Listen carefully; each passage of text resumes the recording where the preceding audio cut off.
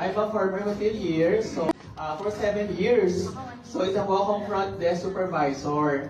Prior to diagnose po ng chronic kidney disease. Pitong taon ka ng empleyado, so nakakapagod, nakaka-pressure, yung routine pa ulit-ulit. So diagnosed ng stage 5 chronic kidney disease.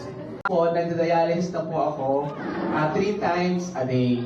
So, dalawang klase kasi ng ng dialysis. First, hemoid, the second is peritoneal. So, sa akin kasi is peritoneal. Okay, sa abdomen. So, pagkatapos nun, syempre, yung kidney ko kasi nag-shrink na. So, as in, nalulusaw siya. Because of genetics, at the same time, lifestyle, ganyan. So, talagang it's like 5% na yung function.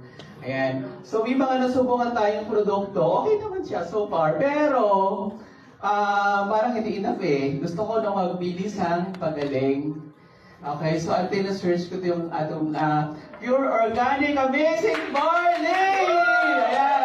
So yung produkto mo natin. So bali tinaray ko siya, 5 months of medication and pag-take ng barley. Nabawasan na yung dialysis ko. And ito po, thanks God mo talaga kasi yung laboratory ko nag-normal na. Oo, yeah.